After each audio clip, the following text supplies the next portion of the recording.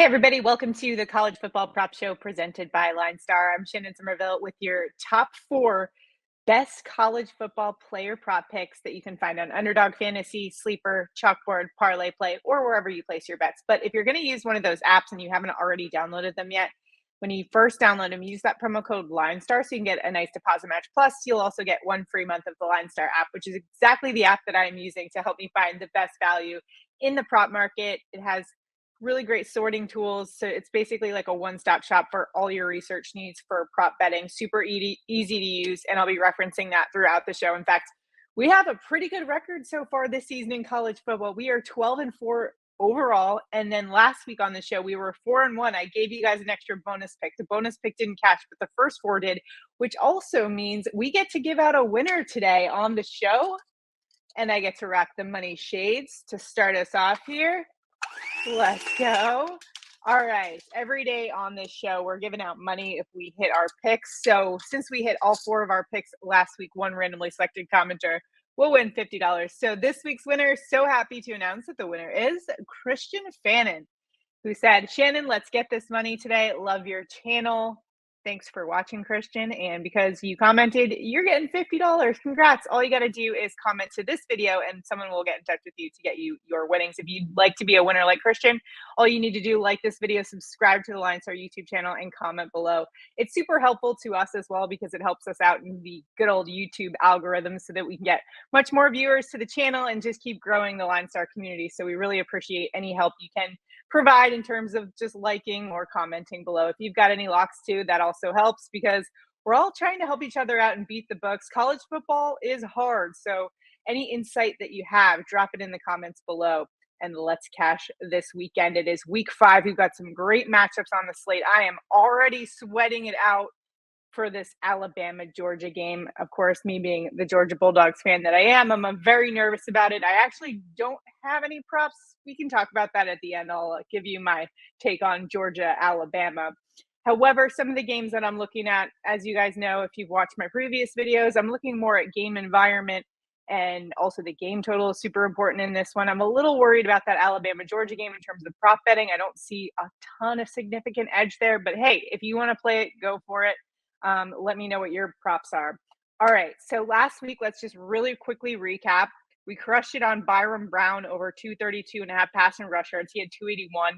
We had Sean Atkins over 43.5 receiving yards. He had 125. I love that duo of those two guys for USF. They've been pretty awesome in our prop market. So I might go back to one of those guys today because they're in another good matchup with a high game total against Tulane. Also, Ollie Gordon over 15.5 receiving yards. Now, this one was a one that kind of burned some of you guys, so I apologize for the late line. I gave you guys at 15.5, which I was able to get on one of my tickets. However, I think on one of my other tickets, I got it at 16.5, so I didn't cash there. But for the sake of the show and what I gave out, it cashed. But I know a lot of you guys weren't able to get that 15.5 line, so apologies for that.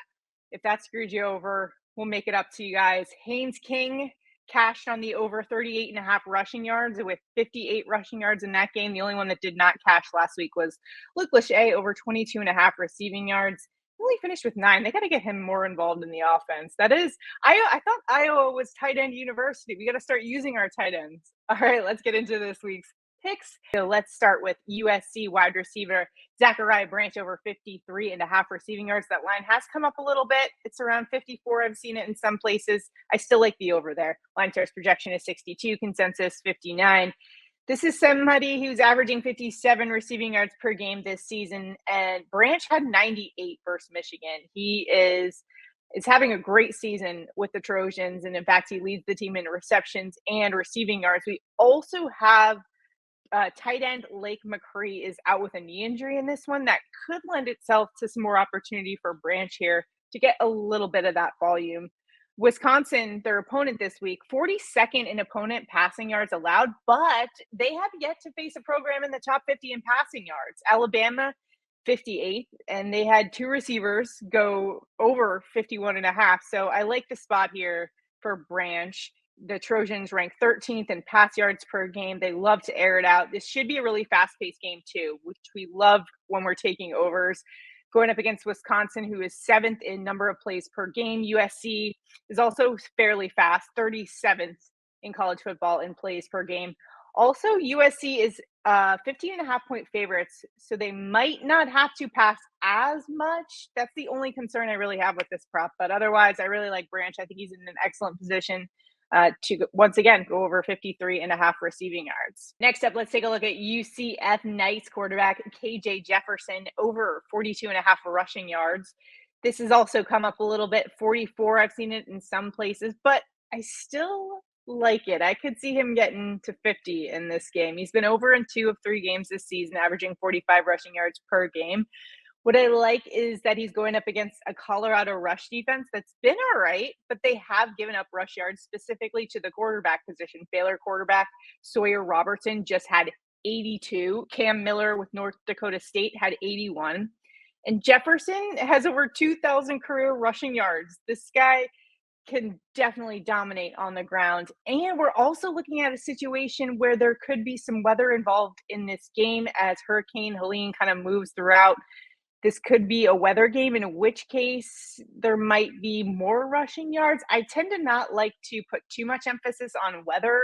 However, I do like KJ Jefferson's spot, especially if there is weather in the forecast, because as we know, when it's a rainy, sloppy game, that usually means less passing yards, but helps out the rushing game. So KJ Jefferson in a decent spot here, over 42.5 rushing yards. And then we'll go to Oregon. Their quarterback, Dillon Gabriel, over 288.5 passing yards. LineStar's projection is nearly 300 in this one, the consensus on our side as well. And Gabriel and that Oregon offense, I feel like they're starting to come together, and we saw things start to work and fall into place in their game against Oregon State, but they are coming off a bye week too. So they've had some time to prepare, and they're going up against UCLA, who just had a tough loss on the road at LSU. UCLA's defense, a little beat up, 120th in EPA per pass. They've been really struggling as well to get to the quarterback. They're actually outside the top 100 in sacks. So Dillon Gabriel might have some time back there to throw the ball, which is bad news for UCLA. Gabriel's averaging 305 passing yards per game. So he should clear this week. He did have 291 last week, and he didn't play most of the fourth quarter because they were basically in a blowout scenario against Oregon State. The only concern I have with this one and the over is the fact that Oregon is 25.5-point road favorites in this one. The over-under is at 55.5, so it is a little bit on the higher side of things. So the only concern, again, is a situation where they don't have to pass as much because they get a really big lead, or Gabriel doesn't play the whole game.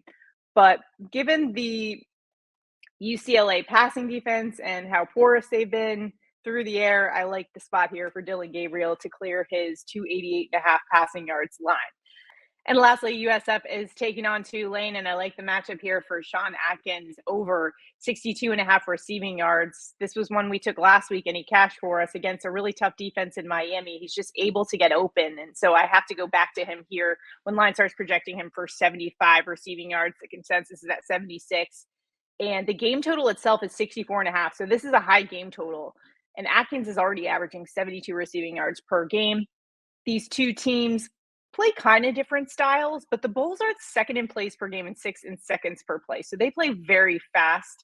Tulane might try to slow things down by just running the ball, but I still think this will be a pretty fast-paced game, even if Tulane tries to slow it down a little bit. The Tulane defense last week, they did allow Louisiana's Terrence Carter, their wide receiver, to go 79 receiving yards. The previous week, Deion Burks had 80 for Oklahoma, and prior to that, DJ getting 63 for Kansas State. We're talking about a great receiver who was just named to the Biletnikoff watch list. That's an award given to the best receiver at any position. So this is a former walk-on who's had an absolutely incredible season so far. He even tossed a touchdown to Byron Brown last week on a trick play against Miami. He finds ways to be successful, and he did so against a really tough Miami secondary last week. He had 125 in that game. So we're going right back to Sean Atkins, over 62.5 receiving yards. If you'd like, you could also pair that with Byron Brown as well. His over, I would recommend passing yards, which I took the over on. It's at 188.5. Or you could take his total yards. It's a little high at 260. But either way, these two guys have been pretty money for me in terms of racking up those stats over the last couple of weeks. So like the play here for Sean Atkins and that duo of Byron Brown, Sean Atkins. It's nice sometimes to kind of stack your tickets together so that you have, correlation amongst some of your picks. So those are my picks for this week. Once again, I'll just recap it for you here. We got Branch over 53.5 receiving yards, KJ Jefferson over 42.5 rushing yards, Dillon Gabriel over 288.5 passing yards, and lastly, Sean Atkins over 62.5 receiving yards. I am throwing on Byron Brown over on passing yards to my ticket. You don't have to. I'm not endorsing that one as an official pick, but just throwing it out there if you guys would like that.